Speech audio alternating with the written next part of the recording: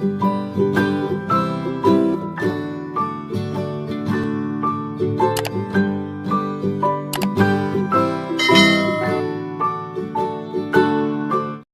वालेकुम, welcome to IC School Kara YouTube channel. Before starting the video, please like, subscribe and share our YouTube channel. And don't forget to press the bell icon so you may get the notification of our upcoming videos. In the previous video, we were discussing about the categories of the physics questions, as well as now we discuss about the how to attempt long question. In this video, we will discuss how to attempt the paper. अगर हम paper की बात करें तो बेटा जी paper के वो क्या करता है, 3 सेक्शंस बनाता है, ठीक है। Section A, section B, section C. Section A की अगर हम बात करें तो वो हमारे पास क्या होती हैं, MCQs होते हैं, मल्टीपल चॉइस क्वेश्चन होते हैं। वहीं पर आपको शीट देता है और आपको बबल क्या करने होते हैं, फिल करने होते हैं, और वो बबल शीट आपको एग्जामिनर को दे देनी होती है। इस तरह से आप सेक्शन ए को अटैम्प्ट करते हैं और उसको हम क्वेश्चन नंबर 1 का नाम देते हैं। जैसे ही हम सेकेंड पार्ट की तरफ मूव करते हैं, वो पार्ट कहलाता है सब्जेक्टिव पार्ट। उसमें भी वो हमें क्या करता है, 2 सेक्शंस देता है। सेक्शन 2 में शॉर्ट क्वेश्चंस पूछता है, सेक्शन 3 में अबाउट लॉन्ग क्वेश्चंस पूछता है।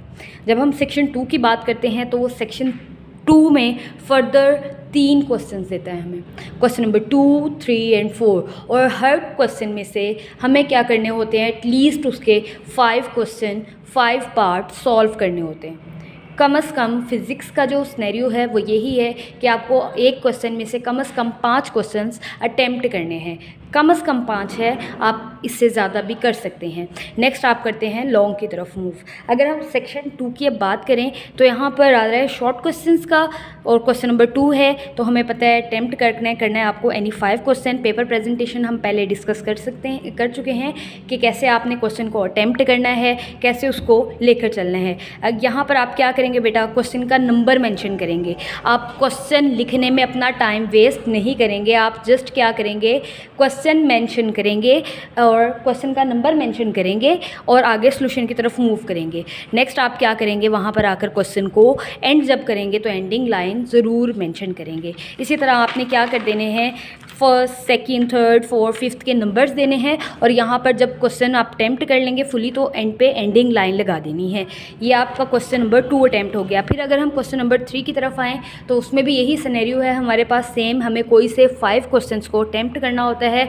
अगेन हम क्या करेंगे, नंबरिंग देंगे, क्वेश्चन मेंशन नहीं करेंगे, और नंबरिंग बहुत ध्यान से देनी है। नंबरिंग आगे पीछे नहीं होनी चाहिए। जो क्वेश्चन लिख रहे हैं उसका जो नंबर है वही मेंशन होना चाहिए, नंबर आगे पीछे नहीं होना चाहिए। फिर आप क्या करेंगे, नंबर देंगे, सॉल्यूशन लिखेंगे, वो जो रिक्वायरमेंट उसकी है आप फुलफ़िल करेंगे, और एंड पे जब आपका क्वेश्चन कंप्लीट हो जाएगा एंडिंग लाइन लगा देंगे। इसी तरह क्वेश्चन नंबर 4 का सिनेरियो बनता है। क्वेश्चन नंबर 4 में भी वो सेम चीज़ ही हमसे मांग रहा है। हम क्या करेंगे, इसके भी 5 क्वेश्चन अटैम्प्ट करेंगे। अगर हम 5 क्वेश्चन अटैम्प्ट करते हैं तो पहला हमारा ऑब्जेक्टिव पार्ट था MCQs, वो हमने अटैम्प्ट कर लिया। फिर हमारे पास सेक्शन 2 की बात आई तो वो शॉर्ट क्वेश्चन थे, हमने शॉर्ट क्वेश्चन अटैम्प्ट कर लिए। अब हम अगर सेक्शन 3 की तरफ मूव करते हैं तो वो हमारे लॉन्ग क्वेश्चंस आते हैं। सेक्शन 3 में वो क्या करता है, हमें 3 लॉन्ग क्वेश्चंस देता है, और उसमें से उसकी कोशिश होती है कि वो क्या करे, फर्स्ट पार्ट थ्योरी से रिलेटेड दे और सेकेंड पार्ट में थ्योरम प्रॉब्लम्स से रिलेटेड दे। अगर हम फर्स्ट पार्ट की बात करें लॉन्ग की, तो हमने पहले वाली जो वीडियो है उसमें डिस्कस किया है लॉन्ग को अटैम्प्ट कैसे करना है। उस तरह आप बेटा इसका लॉन्ग क्वेश्चन अटैम्प्ट करेंगे। पार्ट ए हमेशा लॉन्ग के लिए होता है थ्योरी वाइज। फिर आती है हमारे पास जो बात, वो आती है प्रॉब्लम से रिलेटेड। न्यूमेरिकल प्रॉब्लम्स को हम कैसे सॉल्व कर लेकर चलेंगे, वो हम बेटा